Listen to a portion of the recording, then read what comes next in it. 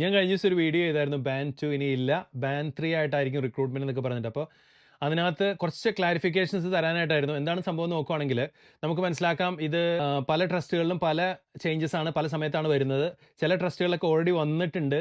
ഇപ്പം ഞാൻ ഈ പറയുന്ന ട്രസ്റ്റുകളുടെ കാര്യമായിരുന്നു കഴിഞ്ഞ വീഡിയോയിൽ പറഞ്ഞത്. അതുപോലെ തന്നെ നോക്കുകയാണെങ്കിൽ എനിക്കറിയാം ലണ്ടനിൽ വേറൊരു ട്രസ്റ്റിൽ ഒരു കൊല്ലമായിട്ട് അവർ ബാൻ 3നെ മാത്രമേ റിക്രൂട്ട് ചെയ്യണുള്ളൂ. ബാൻ 2 എന്ന് പറഞ്ഞൊരു പോസ്റ്റിൽ റിക്രൂട്ട് ചെയ്യണില്ല അവർ. അപ്പോൾ ഈ ഒരു സിസ്റ്റത്തിലേക്ക് അഡാപ്റ്റ് ആവാൻ എന്നുള്ളതാണ് നമുക്ക് മനസ്സിലാക്കാവുന്ന കാര്യം. പിന്നെ വേറൊരു കാര്യം പറയുകയാണെങ്കിൽ ഒത്തിരി പേര് ചോദിച്ചായിരുന്നു തിയേറ്റർ സപ്പോർട്ട് വർക്കർ ബാൻ 2 ആയിട്ടുള്ള പൊസിഷനാണ്. അപ്പം അങ്ങനെയുള്ളവർക്ക് ഈ ഒരു സംഭവം ബാധകമാണെന്നുള്ളത്. അപ്പോൾ എന്നെ സംബന്ധിച്ചോളം എനിക്ക് മനസ്സിലായിട്ട് ഒരു ക്ലിനിക്കൽ സെറ്റിങ്ങിൽ വർക്ക് ചെയ്യുന്ന ബാൻ 2ഉം ബാൻ 3യും തമ്മിലുള്ള വ്യത്യാസമാണ് അവർ നോക്കിയത്. അപ്പോൾ തീർച്ചയായിട്ടും അവർക്ക് ബാധകമല്ല, അവർക്ക് അങ്ങനെ ഒരു സംഭവം ഉണ്ടാവില്ല എന്നാണ് എനിക്ക് മനസ്സിലായിട്ടുള്ളത്. പിന്നെ ഓരോ ട്രസ്റ്റിൻ്റെയും റൂളും കാര്യങ്ങളൊക്കെ അനുസരിച്ച് മാറ്റങ്ങൾ വന്നേക്കാം.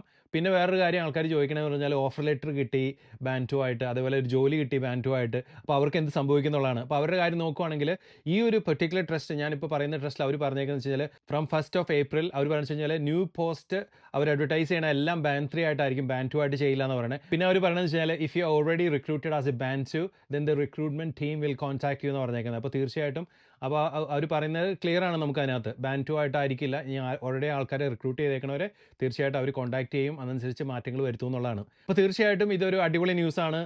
നിങ്ങൾക്കറിയാവുന്ന ട്രസ്റ്റിൽ അല്ലെങ്കിൽ നിങ്ങൾ വർക്ക് ചെയ്യുന്ന ട്രസ്റ്റിൽ ഈ ഒരു മാറ്റം വന്നിട്ടില്ലെങ്കിൽ നിങ്ങൾ പേടിക്കാനൊന്നുമില്ല, തീർച്ചയായിട്ടും വരും. കാരണം ഇത്രയും ട്രസ്റ്റുകളിലൊക്കെ ഇങ്ങനെ മാറ്റങ്ങൾ വന്ന സ്ഥിതിക്ക് എല്ലാവർക്കും ആ ഒരു വഴിയെ പോയേ പറ്റുള്ളൂ.